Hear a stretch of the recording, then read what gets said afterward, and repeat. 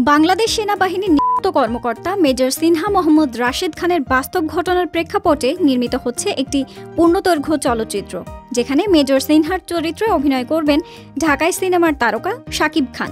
২৬ বছরের ক্যারিয়ারে এটাই তার প্রথম সেনা কর্মকর্তা ও ইউনিফর্মে অভিনয়।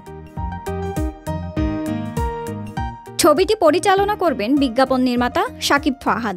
এটি হবে তার প্রথম পূর্ণদৈর্ঘ্য চলচ্চিত্র। পরিচালক জানিয়েছেন, সিনেমাটিতে দেশপ্রেম, অ্যাকশন ও মানবিক আবেগ মিলিয়ে শক্তিশালী কাহিনী ফুটে উঠবে। সেপ্টেম্বর ২০২৫-এ ছবির শুটিং শুরু হবে। যদিও এখনও নাম চূড়ান্ত হয়নি, তবে নির্মাতা দল পরিকল্পনা করছে বছরের কোনো শুক্রবার মুক্তি দেওয়ার ঈদের উৎসবে নয়। মেজর সিনহা মোহাম্মদ রাশেদ খান ২০২০ সালের জুলাই মাসে কক্সবাজারের টেকনাফে পুলিশের গুলিতে নিহত হন। এই ঘটনাটি দেশজুড়ে ব্যাপক আলোড়ন তোলে এবং বিচার প্রক্রিয়ায় গুরুত্বপূর্ণ মোড় তৈরি করে। ছবিটি সেই ঘটনার উপর ভিত্তি করে নির্মিত হলেও চলচ্চিত্রের ভাষায় কিছু সৃজনশীল সংযোজন থাকবে বলে জানিয়েছেন পরিচালক।